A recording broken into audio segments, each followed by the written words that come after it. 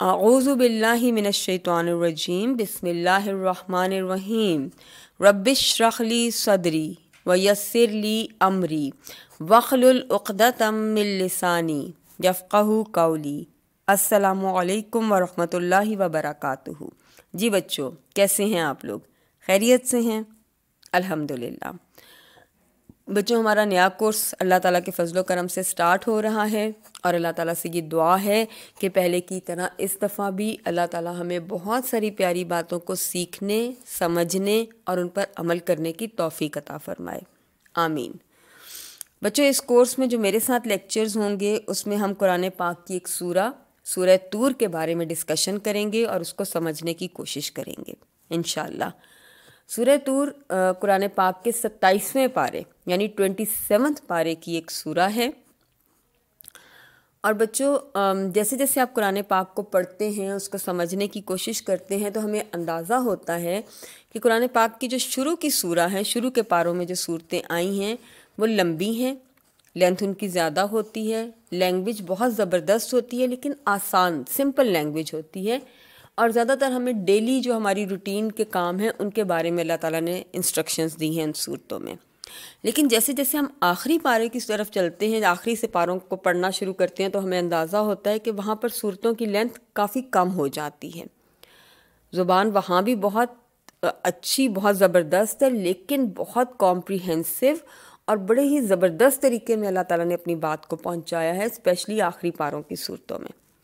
اور مینلی جب ہم پڑھتے ہیں تو ہمیں اندازہ ہوتا ہے کہ 3 ٹاپک ہیں مین جن پر ڈسکشن کی گئی ہے۔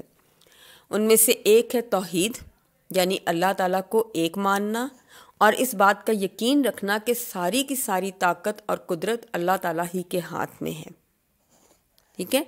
دوسرا ٹاپک ہے رسالت، یعنی یہ بات ماننا کہ ہمارے پیارے نبی صلی اللہ علیہ وسلم اللہ تعالیٰ کے آخری نبی ہیں، اور آپ صلی اللہ علیہ وسلم نے جو بھی باتیں ہمیں بتائی ہیں وہ سب کی سب اللہ ہی کی باتیں ہیں، اور ان پر عمل کر کے ہی ہم دنیا اور آخرت میں کامیاب ہو سکتے ہیں۔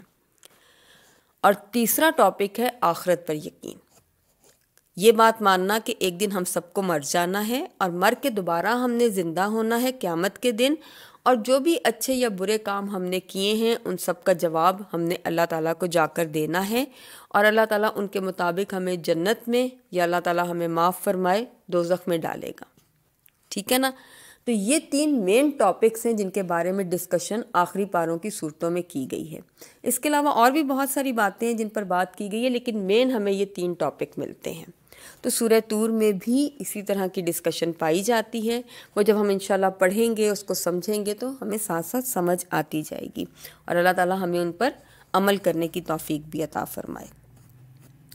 ایک اور چیز بچوں جو ہمیں آخری پاروں کی صورتوں میں نظر آتی ہے وہ یہ کہ اس زمانے میں عرب جب کوئی امپورٹنٹ بات کرتے تھے تو قسم کھایا کرتے تھے، کسی بھی چیز کی قسم اٹھاتے تھے اور اس کے بعد اپنی بات کو بیان کیا کرتے تھے۔ وہ چیز کو، بات کو واضح کرنے کے لیے اور اس کی امپورٹنس کو زیادہ کرنے کے لیے کھائی جاتی تھی وہ قسم۔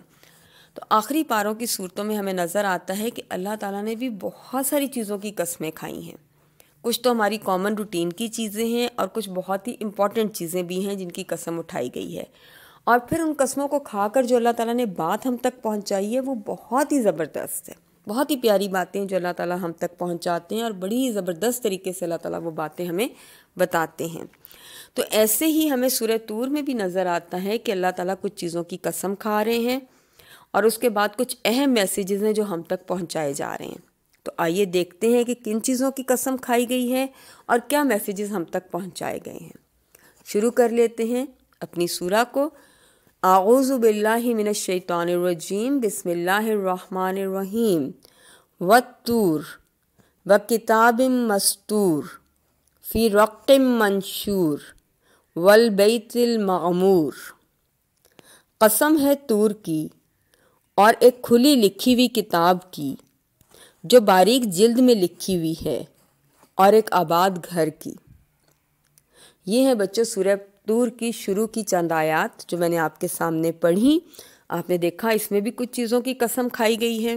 کن کن چیزوں کی قسم کھائی گئی ہے؟ سب سے پہلے قسم کھائی گئی ہے والطور، قسم ہے طور کی۔ طور کہتے ہیں ایک گرین پہاڑ کو جس پہ گرینری پائی جاتی ہے، ایسے پہاڑ کو طور کہا جاتا ہے۔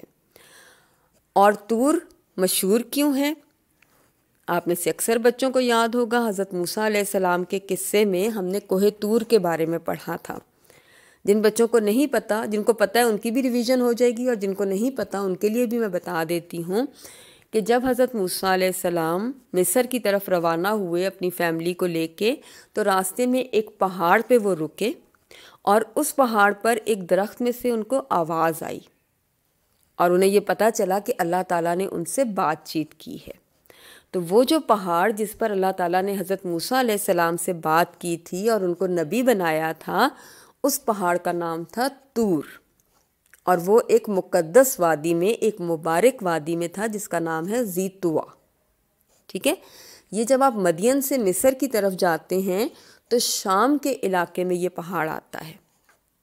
ٹھیک ہے نا، تو آپ دیکھیں کتنا امپورٹنٹ پہاڑ ہے یہ، اور نہ صرف مسلمانوں کے لیے امپورٹنٹ ہے بلکہ جو حضرت موسیٰ علیہ السلام کو ماننے والے ہیں یا حضرت عیسیٰ علیہ السلام کے ماننے والے ہیں، ان کے لیے بھی یہ بہت امپورٹنٹ ہے، کیونکہ حضرت موسیٰ علیہ السلام سے اللہ تعالیٰ نے بات چیت کی تھی اس پہاڑ کے اوپر۔ اس کا ذکر قرآن پاک میں بھی ہمیں ملتا ہے اور بہت ساری احادیث میں بھی ملتا ہے۔ ٹھیک ہے نا، تو یہ ایک بہت ہی امپورٹنٹ پہاڑ ہے جس کی قسم کھائی جا رہی ہے، اور چند کچھ پہاڑ ہیں جن کو افضل پہاڑ کہا جاتا ہے، ان میں سے ایک تو غار حرا ہے، جبل نور، جس پر آپ صلی اللہ علیہ وسلم کو نبوت دی گئی تھی، نبی بنایا گیا تھا، اور پہلی وحی آئی تھی وہاں پر آپ صلی اللہ علیہ وسلم پر۔ اور ایک افضل پہاڑ ہے یہ کوہ طور، جس پر حضرت موسیٰ علیہ السلام سے اللہ تعالیٰ نے بات چیت کی تھی اور ان کو نبی بنایا گیا تھا۔ تو اب آپ اندازہ کر لیں کہ یہ کتنا امپورٹنٹ پہاڑ ہے جس کی قسم کھائی جا رہی ہے۔ پھر اس کے بعد قسم کھائی جا رہی ہے وَکِتَابٍ مَسْطُورٍ، اور لکھی ہوئی کتاب کی۔ کون سی کتاب ہے یہ بھی ظاہر ہے بہت ہی امپورٹنٹ کتاب ہے، اور دنیا کی سب سے امپورٹنٹ کتاب کون سی ہے؟ آبویسلی قرآن پاک، جو اللہ تعالیٰ کی آخری کتاب ہے، بہت زیادہ، سب کتابوں سے زیادہ امپورٹنٹ کتاب، اور ہر ایک کے لیے امپورٹنٹ، نہ صرف میرے لیے یا آپ کے لیے بلکہ دنیا میں جہاں پر کوئی بھی رہتا ہے سب کے لیے یہ کتاب بہت امپورٹنٹ ہے۔ اور یہ کتاب لکھی ہوئی موجود ہے، اللہ تعالیٰ کے پاس بھی لکھی ہوئی موجود ہے، اور دنیا پر بھی اس کتاب کو آپ دیکھیں کتنی جگہ پر قرآن پاک لکھا ہوا موجود ہے۔ تو دوسری اہم چیز جس کی قسم کھائی جا رہی ہے وہ ہے لکھی ہوئی کتاب، یعنی کہ قرآن پاک۔ اور پھر اس قرآن پاک کے بارے میں اگلی بات اللہ تعالیٰ نے کیا بتائی کہ کہاں لکھی ہوئی ہے؟ فی رق منشور، رق کہتے ہیں باریک کو، پتلے کو، فائن کو، ٹھیک ہے نا، تو فائن، باریک، پتلے جلد کے اندر پیپرز کے اوپر لکھی ہوئی ہے۔ تو آپ دیکھیں کہ قرآن پاک کو فائن پیپرز کے اوپر لکھا جاتا ہے، اور جب ایون پیپرز نہیں تھے، پیپر کی انوینشن سے پہلے یا پیپر جب کم تھے، تو اس وقت اس کو فائن لیدر پہ لکھا جاتا تھا، چمڑے کی شیٹس بنائی جاتی تھی فائن قسم کی، اور اس پہ قرآن پاک کو لکھا جاتا تھا۔ ٹھیک ہے، تو قرآن پاک جب سے نازل ہونا شروع ہوا ہے تب سے اس کو لکھا گیا، اور یہ قرآن پاک لکھی ہوئی حالت میں موجود ہے۔ تو آپ دیکھیں نا کتنی امپورٹنٹ کتاب ہے جس کی قسم کھائی گئی ہے۔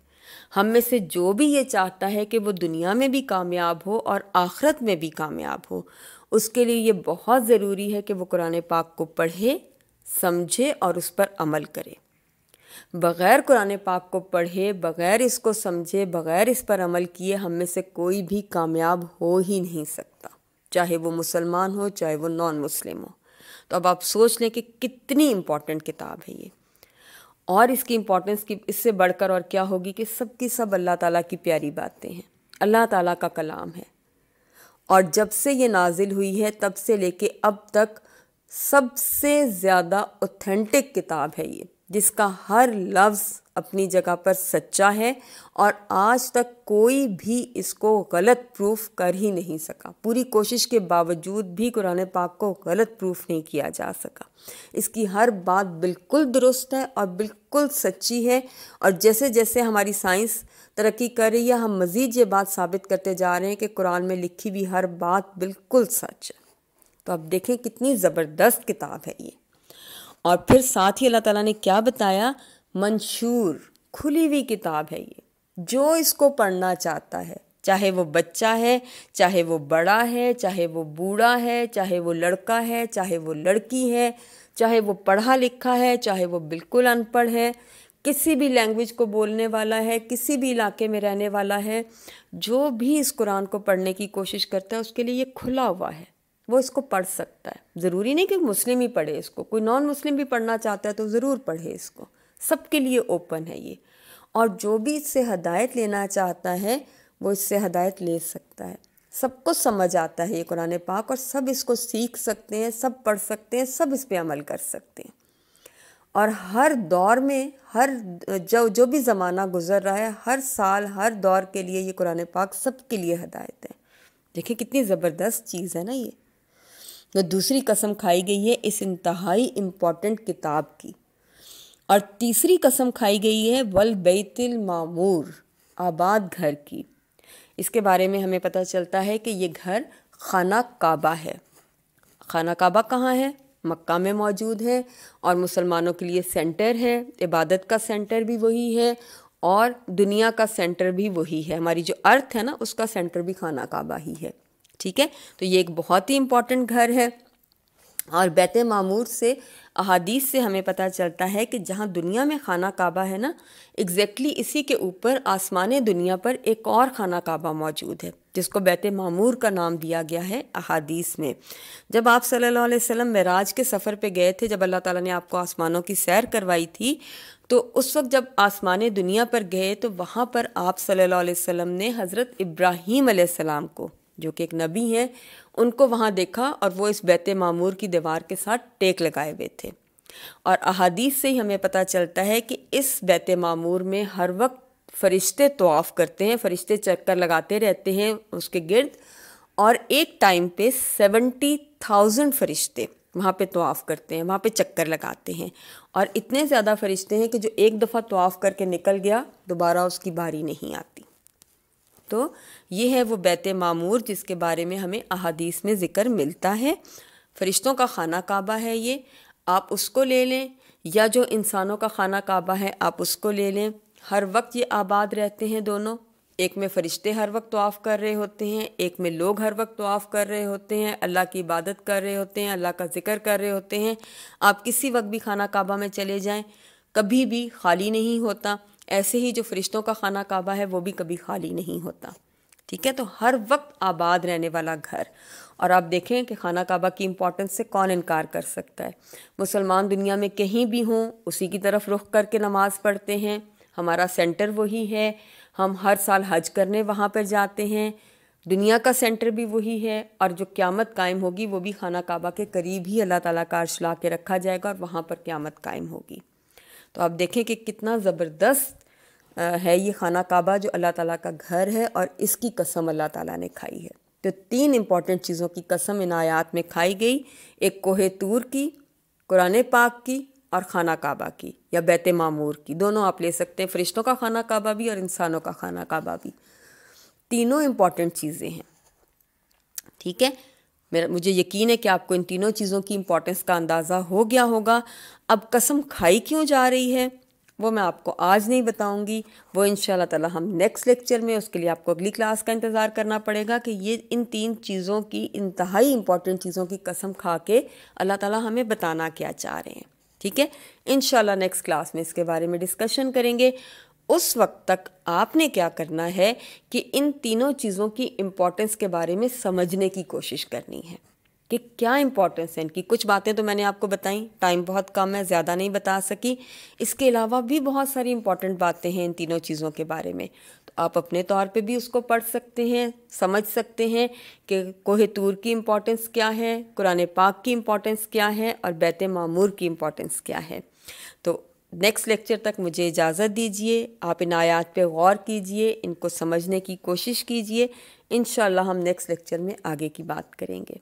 تب تک اجازت، السلام علیکم ورحمۃ اللہ وبرکاتہ۔